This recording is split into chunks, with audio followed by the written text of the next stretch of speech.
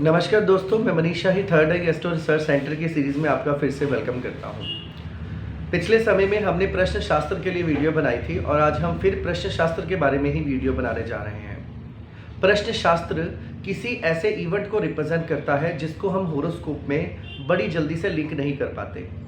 हमारी कितनी सारी एस्ट्रोलॉजिकल साइंसेज में ब्रांचेस हैं जिससे बारे हम भविष्य के बारे में जान सकते हैं और डायरेक्शंस ले सकते हैं, जिसमें प्रश्न शास्त्र एक बहुत ही अच्छी ब्रांच होती है। इसमें जैसे जिस प्रकार हम अपने जीवन में बहुत सारी जगह पे एडमिशन लेते हैं, लेकिन क्या इस समय हम जहाँ पर एडमिशन लेने जा रहे हैं उसका रिजल्ट कैसा होगा ये हमें प्रश्न शास्त्र से पता लगेगा। जिस प्रकार किसी भी जातक या जातिका की शादी के समय में हम लोग ये बहुत बार लड़का या लड़की देखने के लिए जाते हैं, लेकिन क्या आज जिस शादी के बारे में हम लोग बात कर रहे हैं उसमें वो जीत हासिल होगी कि नहीं होगी ये प्रश्न शास्त्र से पता चलेगा। इसी प्रकार एक बहुत ही अच्छा टॉपिक, जिस प्रकार एक पॉलिटिशियन ज़िंदगी में कई बार इलेक्शन लड़ता है, लेकिन कई बार वो जीत जाता है और कई बार वो हार जाता है, लेकिन इस बार के इलेक्शन में उसका कैसा फल रहेगा या इस बार उसके इलेक्शन में जीतने के लिए पॉलिटिक्स में क्या योग है वो हमें कैसे पता लगेगा, वो हम उसके बारे में समझने की कोशिश करेंगे। लेकिन यहाँ पर ध्यान देने वाली बात यह है कि प्रश्न से पहले मैं हर वीडियो में ये आपको याद करवाऊंगा कि प्रश्न जब हमें लगाना होता है, हमें जजमेंट के समय का होरोस्कोप बनाना होता है और एस्ट्रोलॉजर जहाँ पर बैठा होता है वहाँ का एड्रेस और वहाँ का समय लेना होता है। बहुत सारे स्टूडेंट्स ने हमसे पूछा कि हमें कौन सा समय लेना चाहिए। कई बार कई लोग ऐसे हैं जो विदेश से प्रश्न लगाते हैं, लेकिन हमें जहाँ पर एस्ट्रोलॉजर बैठा है वहाँ का समय और वहाँ का जगह लेनी होती है। लेकिन इस बात का आप लोग ध्यान रखें कि जल्दबाजी में, गुस्से में, किसी बुरी को न्यूज़ को सुनकर किसी बुरे स्थान पर या ट्रैवल करते हुए प्रश्न लगाना पूरी तरह से फलीभूत नहीं होता। एक एस्ट्रोलॉजर का फ़र्ज़ है कि वो नहा धोकर अपना पाठ पूजा करके या जनरली वो जिस मंत्र की चैंटिंग करता है उसको करने के बाद अपने चेयर पे बैठ के या अपने स्थान पर बैठकर, जहाँ पर वो हमेशा ज्योतिष के बारे में होरोस्कोप वगैरह देखते हैं, वहाँ पर बैठकर उसका प्रश्न लगाया जाए तो बेटर है। अगर प्रश्न लगाने के समय में किसी इस प्रकार की साउंड सुनाई दे, कोई बुरी खबर सुनाई दे या एकदम से मूड स्विंग फील हो या कोई नेगेटिव थॉट माइंड में आ जाए तो हमें वो प्रश्न नहीं लगाना होता। इन सारी बातों को देखते हुए हम लोग अभी जो प्रश्न लगाने जा रहे हैं वो प्रश्न है पॉलिटिक्स को लेकर। बहुत सारे स्टूडेंट्स बहुत सारी चीज़ों के बारे में क्वेरी करते हैं, लेकिन अभी मुझे जो कल ज़्यादातर मैसेजेस आए वो पॉलिटिक्स के बारे में आए, क्योंकि उनका ये कथन था कि बहुत सारे लोग ज़िंदगी में पॉलिटिक्स लड़ते हैं, इलेक्शन लड़ते हैं, लेकिन पर्टिकुलरली समय के बारे में उनके ग्रह नक्षत्र क्या कह रहे हैं उसके बारे में कैसे पता लगेगा। तो मैं आज आपको बताता हूँ हमें इस चीज़ को होरोस्कोप में किस प्रकार फाइंड आउट करना है। ये हमारा होरोस्कोप है जैसे हम हमेशा से ही देखते आए हैं। देखिए, इसमें जो सबसे ज़रूरी घर होता है, सबसे ज़रूरी घर वो 10वां घर होता है। 10वां घर जिसको आसान भाषा में पावर ऑफ रूल कहा जाता है।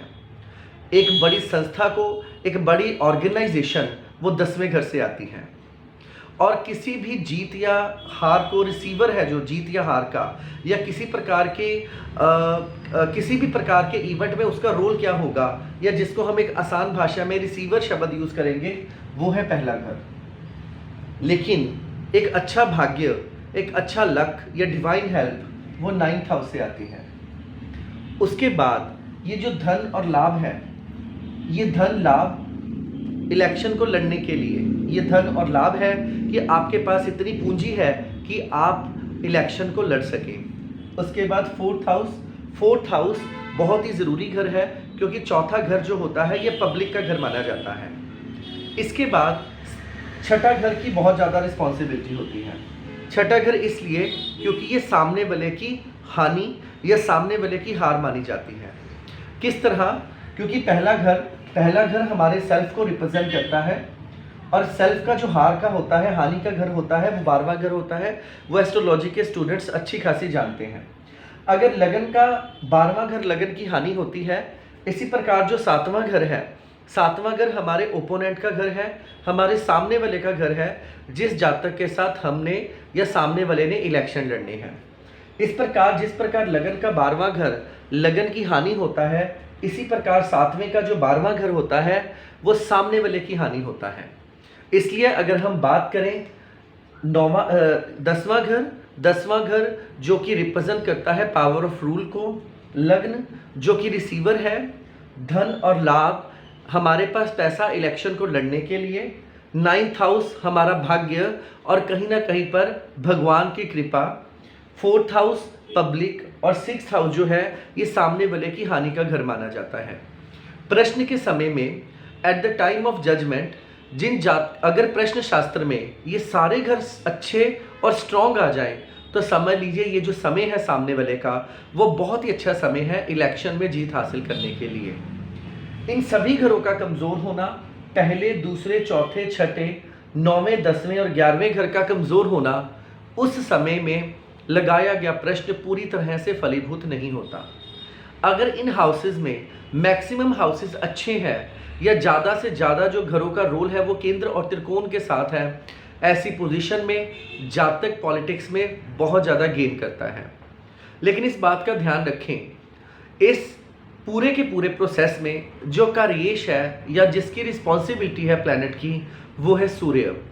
उसके बाद हमारे मान सम्मान का कारक ग्रह गुरु है। इसका मतलब एक स्ट्रॉन्ग गुरु या सूर्य का होना प्रश्न के समय में जातक को प्रश्न इस पॉलिटिक्स के अंदर गेन करवा सकता है। दूसरा, केंद्र या त्रिकोण में स्ट्रॉन्ग गुरु और चंद्रमा का बैठना भी कहीं ना कहीं जातक को गेन करवा सकता है। तो यही हाउसेज हैं जो हमें बड़ी अच्छी तरह से फलीभूत करने होते हैं।